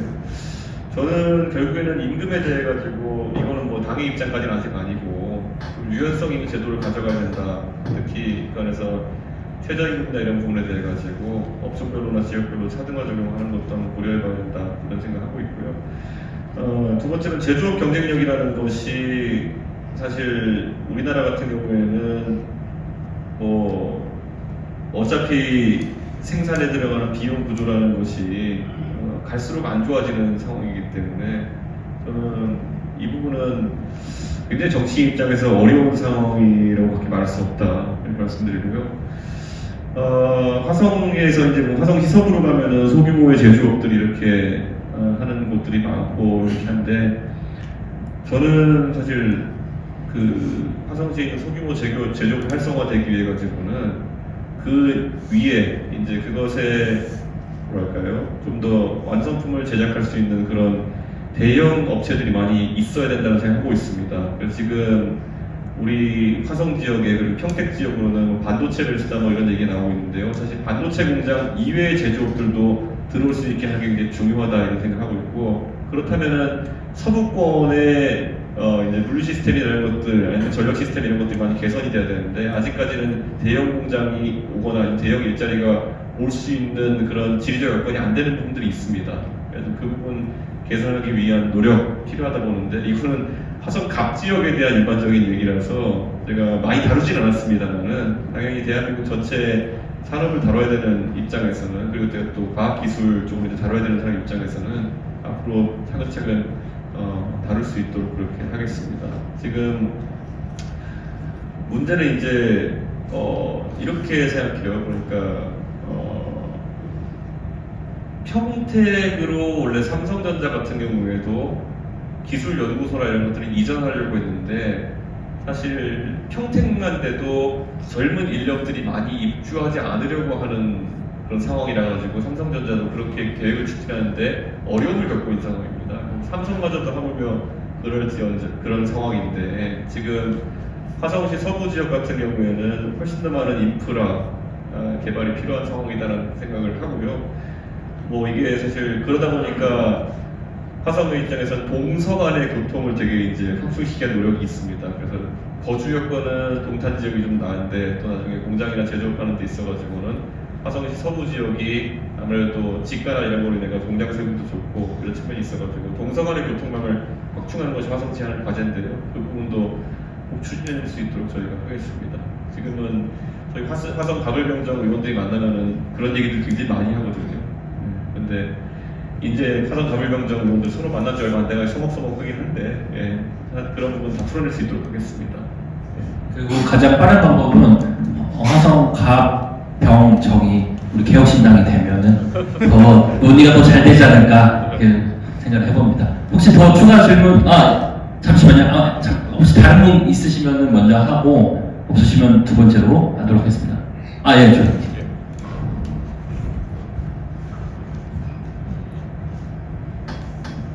안녕하세요. 저는 내년이면 의원님과 함께 신동에 같은 이웃으로 입주하게 될 예비 이주인인데요. 의원님께서 이번에 총선 때 그 공약으로 남사터널과 관련된 공약을 내셨던 것으로 기억하고 있는데 신동 주민들이 대부분 남사터널과 관련해서 관심이 되게 많은 걸로 알고 있습니다. 혹시 관련돼서 앞으로의 계획은 어떻게 될지 좀 궁금한데요. 이미 2024년 3월에, 올해 3월이죠. 3월에 신동 남사터널 관련해가지고는 경기도의 기제안으로 이제 들어가 있는 상황이고요. 그래서 이제 이게 원래 용인과 화성을 잇는, 용인과 동탄을 잇는 도로이기 때문에 지방도 사업으로 이제 저희가 추진해야 되는데 도지방도 사업으로 추진해야 되는데 이 부분은 도에서도 상당히 공감을 하고 있는 부분입니다. 다만 이제 터널이라는 특성상 이게 거의 키로당 뭐 차선 수에 따라 좀 다르긴 합니다는 아마 교통 수요를 봤을 때 최소 4차선 한다고 생각했을 때 한 3천억 정도, 2천억에서 3천억 정도 비용이 수반되는 그런 사업일 것이다. 그래서 옆에 용인갑이거든요. 용인갑에 그 이상식 의원님이라고 계신데 제가 이 부분 같이 얘기하려고 이제 준비 중입니다. 그리고 사실 이거 신동 이제 입주하면은 신동 지역에 입주해서 거주 인구수가 3만에 3만 5천까지 올라가게 되면은 이거 없이는 동탄 순환대로 전체가 아마 마비가 될 거기 때문에 동탄 입장에서는 우선 과제를 놓고 이걸 추진해야 되는 상황이다. 이렇게 말씀을 드리겠습니다. 지금 저도 지금 사실 신동 입주를 결심하는 게 큰 결심이긴 했습니다. 그게 왜냐면 저는 직장이 여의도이기 때문에 사실 여의도까지 신동에서 가는 거는 제가 모든 경로를 탐색해봐도 대중교통으로는 1시간 반, 1시간 40분이나 안 끊어지거든요. 근데 어쨌든 제 삶의 문제인 만큼 제가 책임지고 해결할 수 있게 하도록 제가 그쪽에 자리 잡은 것도 있습니다.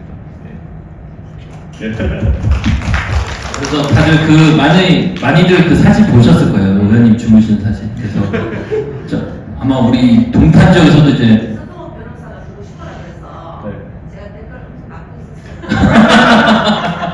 근데 그 사진 보시면 어떻게 그게 쇼가 될 수 있죠?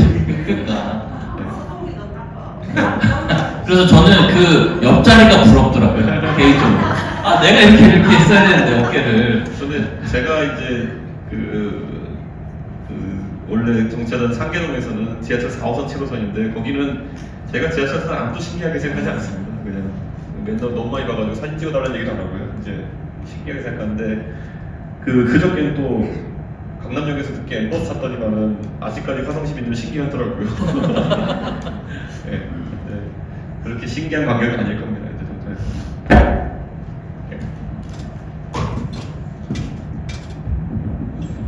또 질문 주셔서 죄송합니다. 저는 이제 전성균 최고위원님처럼 아름다운 가정을 만들고 싶고 또 이제 이준석 의원님이 말씀하시는 아이들이 주인 되는 미래에서 그 아이들을 키우고 싶은 이제 올해 10월에 결혼할 예비 신랑입니다. 감사합니다. 이제 결혼을 앞두다 보니까 예전에는 멀게만 느껴지던 그 출산율 관련된 내용들이 이제는 그 숫자가 현실로 다가오는 게 보입니다. 막상 저부터도 한 명 이상을 낳을까 말까를 예비 신부와 논의하고 있는 날이 많아지고 있는데요. 그러다 보니까 이 사라지고 있는 이 대한민국에서 이 낮아지는 출산율, 개혁신당에서는 또 어떻게 생각하고 준비하고 계시는지가 궁금합니다. 그리고 여기 플러스로 이제 이준석 의원님께서는 언제 그 아이를 가정을 이루실지도 좀 궁금해서 많은 분들이 궁금해하실 것 같아서 추가로 같이 질문 드리도록 하겠습니다. 근데 뭐 개인적인 질문은 뭐 매번 들어오지만 제가 그거로 가면 또 이제 그거만 너무 흥미위주로 다루게 되니까 잘 얘기를 안 하고 그 동탄에 저도 와가지고 제가 오기 전에 알았던 것과 오고 난 뒤에 알게 되는 것도 있지만요. 출산율 관련해가지고 여러 가지 정책들이 100가지 것이 나오지만은 동탄 20도시가 상징하는 것은 결국 주택 정책이 굉장히 영향을 준다는 것을 저는 느끼고 있습니다. 동탄 20도시에 이렇게 많은 젊은 상주인구가 모이게 된 것은 결국에는 일자리가 그래도 생기고 있는 경기 남부 지역에 이렇게 다량으로 신축 아파트가 지어지고 그 신축 아파트 분양할 때 당연히 다자녀 우선 분양을 많이 하게 되면서 결국에는 다자녀를 낳을 결심을 하는 사람도 많이 늘어났고 그리고 또 실제 다자녀인 사람들이 많이 모여들게 됐고요. 그래서는 앞으로 우리 정책 중에 보면은 뭐 지원금 정책도 있고 여러 가지 있지만은 뭐 병행은 해야겠지만은 최우선이 돼야 될 것이 결국에는 다자녀를 가진 분들에게 주택 분양에 있어서 좋은 택지 지구에 최우선 분양을 하는 것이 중요할 것이다 이런 생각을 하고 있습니다. 저는 이 동탄 20도시에서 제가 그래서 소위 동탄맘들을 만날 때마다 이거 제일 많이 물어봅니다. 동탄맘들은 둘, 셋 자녀를 키우시는 분이 많거든요. 그래서 어떻게 하다가 둘, 셋을 이렇게 젊은 나이에 낳아서 기르십니까? 했을 때 주택 정책이 영향을 미쳤다는 말을 꽤 듣습니다. 근데 이게 대한민국의 좀 더 보편적인 출산 정책이 될 수 있도록 제가 동탄에서 케이스 스터디를 많이 해나가려고 지금 하고 있습니다. 또 혹시 예.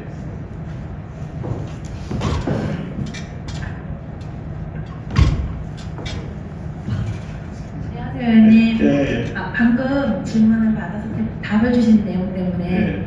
원래 생각을 하고 있었지만 네. 이 말을 해볼까 예. 고민을 많이 했거든요. 저는 고3, 고2, 1 아이를 키우고 있는 엄마인데요. 제가 저희의 큰아이가 동탄에서 처음 초등학교를 입학했어요. 근데 그때랑 지금이랑 학교에 이런 그 시설이라던가, 그러니까 제가 말하는 그 뭐 이렇게 좀 발전된 시설을 말하는 게 아니라요.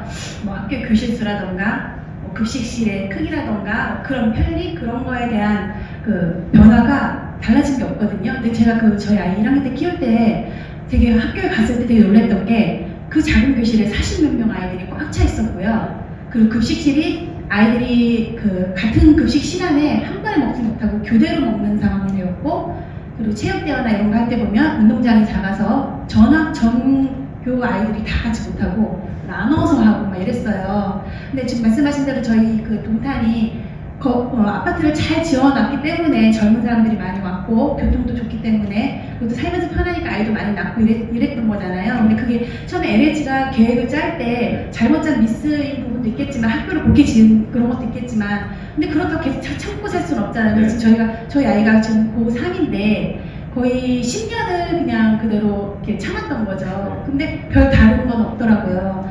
왜냐하면 증축하는 것도 한계가 있는 거잖아요. 뭐 몇 층 이상 지을 수 없는 것도 있고 학교를 뺑둘러서 아파트가 들어와 있으니 뭐 저 지을 수도 없고 이런데 혹시 의원님은 지금 아직 아이도 없고 하시지만 학교 이런 거에 좀 관심 있으신지, 그리고 제가 너무 학교 선생님들에 대한 입장을 생각 안 하고 너무 부모의 입장을 생각을 하는 건지 모르겠지만 학교에 딱 갔을 때 주차장이 넓게 있고 차들이 막 서 있는 거 보면 그 땅에 뭘 지면 어떨까 이런 생각이 되게 많이 들고, 그러면서 저도 나름 생각해 본 게 주변에 아파트가 이렇게 가까이에 붙어 있으니까 동탄은 그렇게 생겨 있잖아요. 그렇다 보니까 아파트는 낮에 주차장이 좀 많이 빌 테니까 좀 교육청과 협의를 모아서 선생님들이 아파트에 주차를 하시고 그 공간을 좀 이용도 하면 어떨까, 뭐 이런 생각도 저는 해봤거든요. 혹시 의원님은 또 전성현 의원님도 교보기에 계시니까 어떤 생각이 좀 있으신지, 해보신 적 있으신지 궁금합니다. 제가 그래서 이거에 대해서 통계치를 바로 이제 그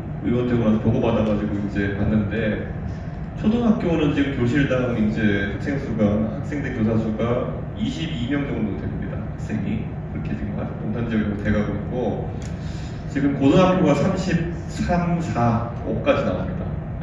근데 이게 잘 보시면은 약간 그 돌림노래 같이 약간 나오고 있거든요. 그러니까 아까 말씀하셨던 것처럼 10년 동안 계산 안 된 게 그 나이 때는 계속 그렇게 적체가 되고 있는 거고, 지금 초등학교부터는 또 여유가 좀 생기기 때문에 초등학교는 지금 이제 증축이나 신설할 수 없는 상태고, 고등학교는 지금 굉장히 문제가 심각한데 증축이나 신설을 하자니 또 다 지을 때쯤이면 또 이 문제가 해결되고 뭐 이런 약간 상황 속에서 꼬여 있는 상황인데 이걸 그래서 저희가 과밀을 해소하기 위해서 할 수 있는 소위 말하는 초단시간 증축이라고 하면 결국에는 부모들이 선호하지 않는 모듈러밖에 없는 그런 상황인 거거든요. 그래서 약간 거기 교착 지점에 있는 건 맞습니다. 그래서 모듈러에 대한 선호가 떨어지기 때문에 그래서 교장 선생님들도 아예 입 밖으로 꺼내지도 못하게 하는 게 이제 모듈러의 상황이거든요. 그래서 아마 이거는 좀 돌림노래가 되지 않을까라는 안타까움이 있습니다. 그리고 이게 이제 화성시 서부와 동부의 균형 발전이라 그래가지고 이제 서부에는 학교가 또 학생 수가 부족하기 때문에 교육청 전체 단위로 보면은 사실 화성시에 학교를 추가할 수가 없는 상황이다 이런 식으로 나오는 경우가 있는데요. 이게 좀 안타깝긴 합니다. 그래서 이게 비평전 지역이라는 특징도 있고 그러다 보니까 자꾸 서부로 학생을 보내면 되지 않느냐는 식의 해법이 나오는데 저는 그거는 말이 안 되는 얘기고 화성이 좀 넓은 동네가 아닌데 그래서는 이거는 지금 그래서 그 특성상 아까 말했던 것처럼 학교를 하나 신설하려고 그러면은 빨리쯤 한 6년 정도 걸립니다. 모든 절차를 다 하면은. 근데 그때쯤에 이미 그 과밀 문제가 좀 해소된 상황이기 때문에 기예정된 학교들을 빨리 완공시키는 방법, 그러니까 신동 쪽이나 아니면 이렇게 기예정된 학교들을 빨리 완공시키는 방법, 그걸 차질 없이 완공시키는 것이 지금 갖고 있는 대안일 것이다 이렇게 보고요. 사실 제가 전남 순천에도 잠깐 한 4개월 동안 살면서 그 지역에 모듈러나 이런 것들을 봤는데 나쁘진 않은데 아직까지 인식이 좋지 않은 게 문제다. 저는 이런 생각을 하고 있습니다. 그리고 여기 약간 첨언해가지고 교육현황 관련해가지고 과학고 시설 문제 같은 경우도 지금 이제 계속 얘기가 나오고 있는데 과학고 시설 문제는 부천하고 저희하고 이제 좀 경쟁을 해야 될 상황이고 용인도 이제 경쟁을 좀 할 것 같은데 부천은 전환과학고를 하려고 하고 있습니다. 기존의 학교를 과학고로 전환하려고 하고 있고 동탄은 이제 화성은 이제 신설과학고를 하려고 하고 있는데요. 근데 이거는 그래서 두 개가 동시에도 가능하다는 취지로 경기도 교육청에서는 이야기하고 있습니다. 그래서 그거는 저희가 추진을 해보려고 하는 상황이고 다만 이게 모든 문제가 화성에다 뭘 하기로 하면 그 다음부터는 또 화성 서부냐 동부냐를 갖고 또 이제 어느 정도 갈등이 생기는 게 현재 사실입니다. 그래서 최근에 지금 화성 오산 교육지원청이 있는데요. 이게 오산시에 있습니다. 근데 이게 지금 화성 교육청으로 분리해 나오려고 지금 하는 상황인데 화성 교육지원청 분리하려고 하는데 이걸 이제 분리하는 거는 아무도 반대가 없는데 그러면은 교육지원청이 동탄에 있느냐 아니면은 또 화성 서부 지역에 가느냐를 갖고 이제 조금 알력이 이제 생길 수도 있는 상황입니다. 그런데 당연히 뭐 교육청에 있는 직원들이야 동탄을 선호하겠죠. 동탄에 사람들 많으니까. 근데 이제 이런 것들도 저희가 교육 분야에서는 좀 다루지 않게 될까 이렇게 생각하고 있습니다. 지금 그러니까 이게 신도시라는 게 2016년쯤부터 이제 많이 입주하기 시작했으니까 16년, 17년부터 많이 입주하기 시작했으니까 이게 진짜 모든 인프라 문제가 특히 학교 문제는 돌림노래처럼 계속 쭉쭉 올라갈 수밖에 없는 상황이라 가지고 저희 대처하는데 좀 어려움이 있는 건 사실이다 이렇게 말씀을 드리고 싶습니다. 그리고 통학 셔틀이나 이런 문제 같은 경우에는 사실 화성시에서도 노력은 하고 있는데 저희가 좀 안타깝게 생각하는 것이 다른 지자체에서 시도했던 괜찮은 몇 가지 아이디어들이 있는데 그거를 경기도 교육청에서 전국으로 전 경기도로 확산시키려고 하는 노력이 있는데 파주에서 하는 어떤 파프리카 버스라든지 이런 것들 방법들이 있는데 화성은 거기에 동참을 하지 않으려고 하는 그런 상황이거든요. 근데 그래서 파주 쪽하고도 소통하고 하면서 그런 걸 화성에 좀 경험을 공유하고 해서 아이들 통학 환경을 좀 낮게 해보려고 하는 그런 상황이기도 하고요. 지금은 확실히 지자체 간 교류가 의외로 별로 없습니다. 한쪽 지자체에서 잘 되고 있는 것들이 다른 지자체로 잘 넘어가고 이런 게 없기 때문에 저희가 최대한 그런 것들을 빨리 파악해가지고 아이들 통학 문제도 문제없게 하려고 생각하고 있습니다. 진짜 이게 제가 이렇게 말씀드리기 좀 할지 모르겠지만은 노원에 있을 때 민원에 비해 가지고 동탄에 있을 때 민원이 훨씬 구체적이고 훨씬 난감한 게 많습니다. 노원에는 민원이 되게 거기는 이제 고령층 위주로 좀 민원들이 많이 들어오기 때문에 복지관 지어주세요 뭐 이 정도가 거의 다거든요. 네, 복지관 지어주세요, 뭐 무료 헬스장을 해주세요 이런 게 다거든요. 근데 여기는 뭔가 시스템을 다 이제 설계해야 되는 그런 상황이니까 좀 난이도가 높은데 그래도 밤잠 걸으면서 하겠습니다 제가. 예. 예.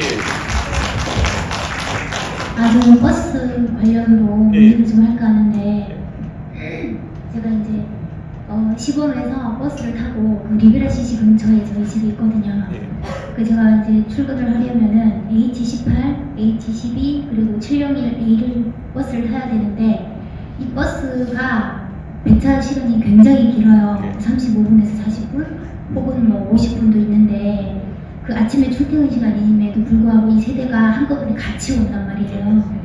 한 대가 10분 간격으로 따로따로 오면은 얘를 놓치면 얘를 타면 되는데 같이 오니까 버스 타기가 굉장히 곤란한 점이 있습니다.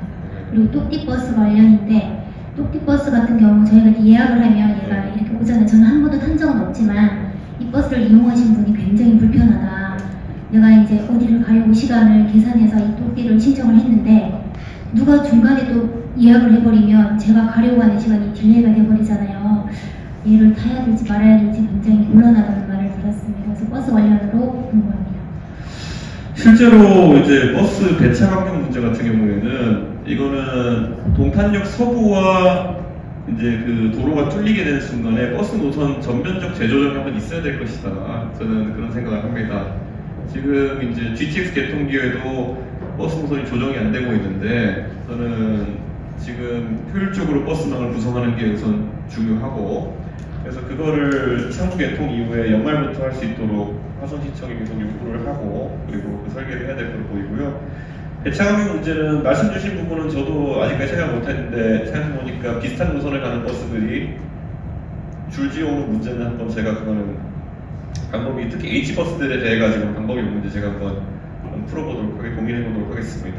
이와 약간 파생된 비슷한 문제이긴 한데 이거는 꼭 화성시 버스들만의 문제는 아니지만은 그 경부고속도로 정속주행 문제도 있습니다. 지금 경부고속도로에 아침에 출근할 때 보면은 광역버스나 M버스들이 그 1차로에서 지금 줄지어서 달리는데 이게 80km에서 90km 사이로 속도 제한을 걸고 지금 달리고 있거든요. 이게 전 처음에 왜 그러지 했더니만은 이놈의 2층 버스들이 전부 다 속도 제한이 80km더라고요. 그래가지고 2층 버스가 투입된 노선들 같은 경우에는 2층 버스와 일반 1층 버스의 배차 간격을 일정하게 유지하기 위해서는 전부 다 80km로 달릴 수밖에 없다고 이렇게 했는데요. 그래서 저는 이 버스들의 배차 간격 같은 경우에도 좀 2층 버스 때문에 다 같이 느려지는 경우가 없게 왜냐면 그게 80으로 달리느냐 100으로 달리느냐에 따라 가지고 아침에 10분 가까이가 차이 날 수 있는 건데 그거는 상당히 출퇴근 시간에 큰 차이이기 때문에 그 부분까지 같이 다뤄보려고 합니다. 그리고 지금 계속 나오는 문제가 동탄 2신도시 버스들 중에서 특히 BM 버스들의 한림대와 그다음에 그 동탄 1신도시 지역 경유가 아침에 이제 상당히 시간을 오래 걸리게 하는 그런 상황이다라는 얘기가 많이 나오는데요. 이거는 사실 동탄 1신도시 지역의 정치인들하고 얘기해보면 답이 좀 안 나오는 문제긴 한데 앞으로 그 GTX-9이 있고 동탄 1신도시 간의 교통망이 재정비되고 난 이후에 그 문제도 같이 좀 풀어보려고 하겠습니다. 저희가 이제 그래도 시범이면 좀 나오시는데 저는 이제 신동에서 버스 타고 다녀야 되기 때문에 되게 이 배차 간격 문제를 심각하게 봐야 될 것 같습니다. 저도. 그래서 특히 신동 같은 경우에는 신동에서 동탄역으로 가는 노선의 대부분이 신동 그 전 구역을 U자형으로 돌아가지고 이제 나가야 되는 문제 때문에 제가 살게 될 디루체 같은 경우에는 신동 한 바퀴 돌아가지고 이제 가야 되는 상황이라 가지고 저는 아침에 죽었습니다. 이제 그런데 그래서 자전거가 더 빠르겠다 이런 생각을 하고 있는데 저는 뭐 그런 문제 버스 노선 관련해서는 제 문제이기도 한 만큼 제가 심각하게 다룰 수 있도록 하겠습니다. 예. 그 지금 그리고 그거 외에도 보면은 그 우리 동탄 지역 주민들이 그 GTX 타고 올라가는 거는 강남권 출퇴근이나 아니면 나중에 가면 서울역 가는 시내 출퇴근에 도움이 되지만은 반대로 이제 영등포나 서부 서울권역 구로나 이쪽으로 출퇴근하시는 분들이 동탄 신도시에 있을 경우에는 1호선 라인을 그래도 활용해야 될 필요성이 있습니다. 그래서 지금은 위쪽 그 동탄 6쪽이나 아니면 시범 라인 쪽에서는 서동탄역으로 출퇴근하시는 분도 간혹 있고 그래서 버스를 활용하시는 경우가 있는데 사실 저는 경부속도로 뚜껑도로가 되면은 이제 서동탄역으로 가시는 길은 조금 더 원활해질 거고 거기에 더해서 남동탄 지역에서 장지동이나 아니면은 이 송동 지역에서 1호선 라인 접근하는 데 있어가지고는 최근에 그 오산대 쪽으로 세교 쪽으로 넘어가는 필봉터널이 개통되는데 필봉터널이 개통된 뒤에 그곳을 직통으로 관통하는 버스가 하나도 아직까지 노선이 없습니다. 전부 다 옛날처럼 호수 밑으로 돌아가는 노선들만 다 있거든요. 그래서 홍원 쪽에서 바로 이제 오산대역으로 직통하면 원래 10분 정도면 가거든요. 다 지금 그 밑으로 송동 쪽으로 돌아가고 있는데 필봉터널 관통하는 노선도 버스 노선 재정자와 함께 만들어가지고 산청동이나 아니면은 그 송동 그리고 그 육동 쪽에서 넘어가는데 하나의 옵션이 또 새로 생길 수 있도록 그렇게 할 겁니다. 그래서 그 부분이 이것도 전부 다 저를 위해서입니다. 네, 저를 위해서 그렇게 하겠습니다. 네, 이제 저희가 이 간담회를 끝나고 또 의원님께서 또 간담회가 준비되어 있기 때문에 또 개별 또 사진 찍어야 되는 시간이 또 할애가 돼야 또 불만이 없으실 걸 잘 알기 때문에 마무리할 텐데, 마무리하시기 전에 지금 이 라이브 방송을 보고 계신 또 전국의 당원분들도 계세요. 그래서 저한테도 꼭 이준석 의원님께서 좀 보고 있는 당원들한테 한 말씀 시켜달라고 계속 연락이 오는데, 마이크 카메라 보고 한번 전국에 계시는 당원분들께 여기 계시면 좀 어색하실 수는 있습니다. 네. 예, 우리 전국에 계신 우리 당원 동지 여러분, 예, 오늘 이렇게 동탄 지역에서 저희가 선거 이후에 이제 당원들과 이제 간담회를 이제 진행하게 되었는데요. 아무래도 오늘 동탄의 지역 현안들 얘기가 많이 나오다 보니까 저게 뭔 소리야 하는 얘기를 생각할 수도 있겠지만요. 이번에 우리 개혁신당이 정말 전국적으로 총선에서 많은 주목을 받는 데 있어가지고 우리 동탄 시민들의 도움이 정말 컸고, 무엇보다 이 동탄 주민들 덕분에 개혁신당이 또 하나의 기회를 얻었다 이런 생각합니다. 그렇기 때문에 앞으로 이 동탄 지역의 문제에도 전국적으로도 많은 관심 가져주시고, 그리고 아까 나왔지만은 젊은 사람들이 정말 아이들 키우기 좋고 아이들 낳아서 키우기 좋은 도시로 동탄이 있습니다. 주변에 많이 홍보해 주시고, 무엇보다도 언제 한번 수도권에 오실 일이 있으시면은 저희 사무실 들리셔가지고 하면 저희가 선거법이 허용하는 커피 한 잔을 대접할 수 있도록 그렇게 하겠습니다. 너무나도 감사하고 긴 시간 함께 해주셔가지고 정말 행복합니다. 감사합니다. 네, 감사합니다. 이렇게 마치도록 하고 저는 이제 대표타니까 의원님하고 사진 찍으시는 시간 갖도록 하겠습니다. 감사합니다. 네.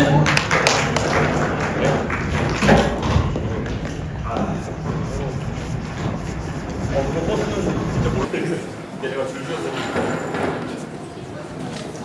포커스 그거는 워낙 문제가 많은 사업이라 제가 선거때 문제가 많이 했는데, 이거는 한 번에 선거해가지고 저는 실제 보조금이 들어가서 섹스를 늘려야 되는 이해가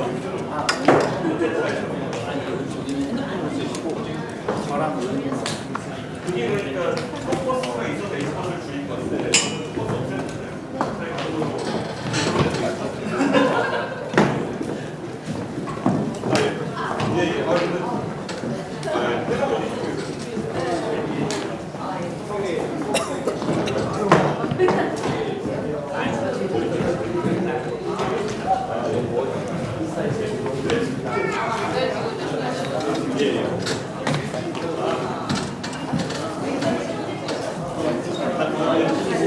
제가 찍어드릴게요. 일정 국가를 조심하세요.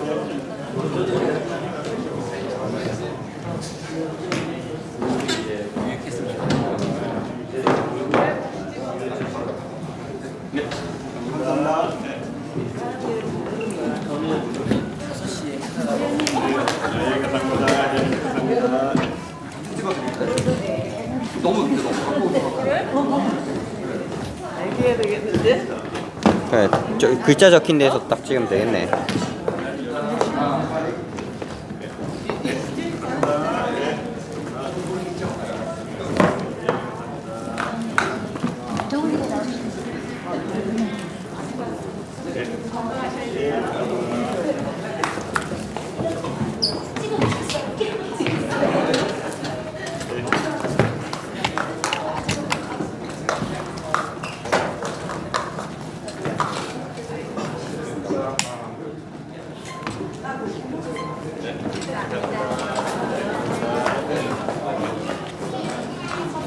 사인이나 봐야겠다. 여기 직원이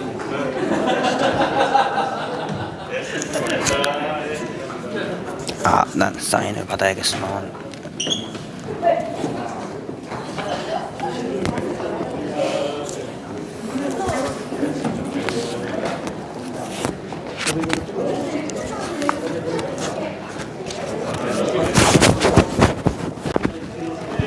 근데 너무 좋으신데?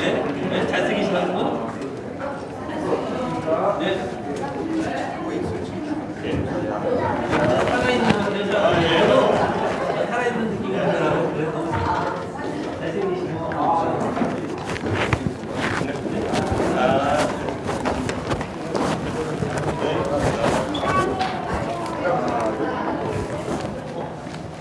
네. 감사합니다. 안녕하세요. 연락이 내렸었는데. 네.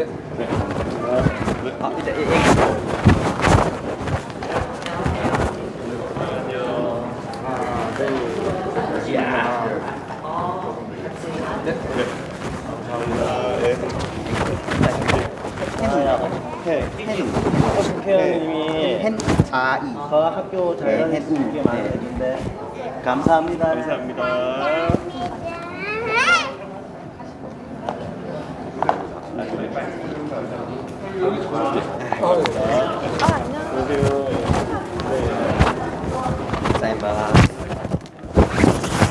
사인바라스. 자.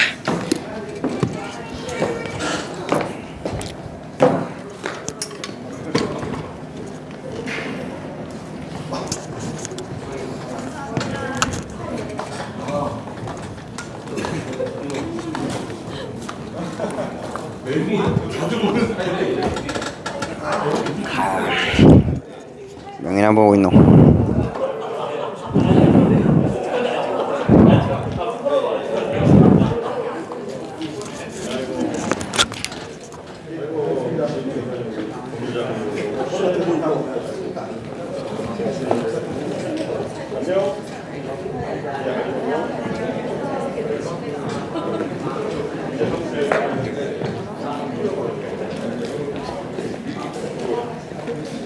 아, 예.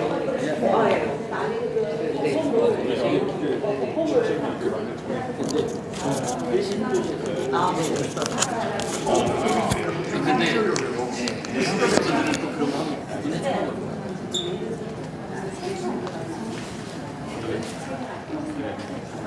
네, 맞아요.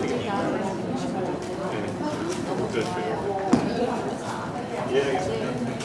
감사합니다.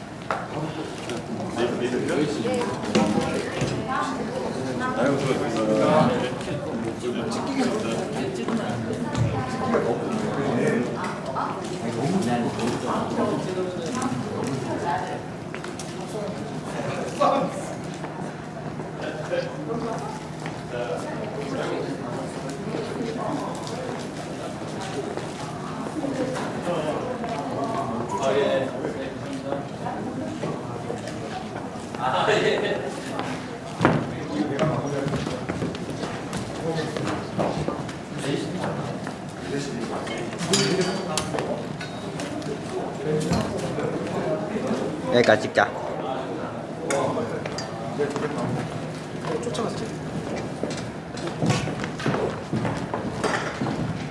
어떻게, 자, 어떻게 잘 보셨나요? 아, 잘 쪘네. 정리를 해야 돼. 정리를 해야겠다. 정리를 하도록 하겠습니다. 정리를 하도록 하겠습니다. 끊어야 될 것 같은데. 이렇게 한번 찍자.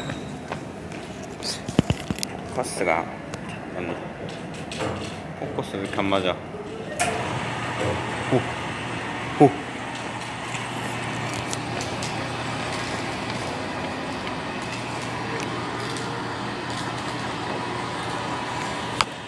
개혁신당.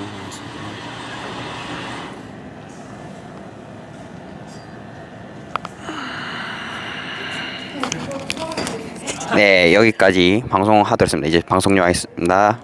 네. 네, 지금까지 시청해주셔서 감사합니다. 개혁시당 하성을 당원 간담회였습니다. 감사합니다.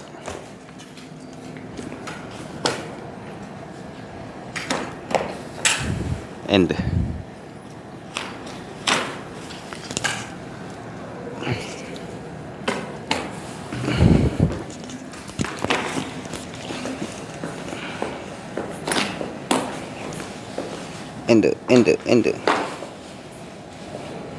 엔드.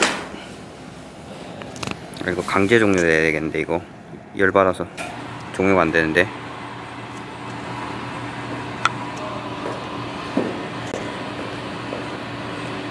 열받아서 이거 마탱이가 갔다.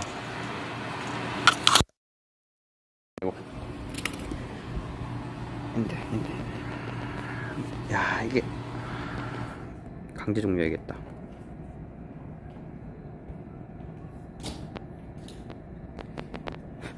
유튜브 들어가서 종료시켜야겠는데.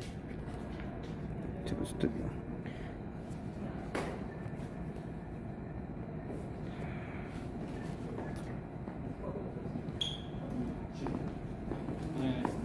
네, 고생했습니다. 제가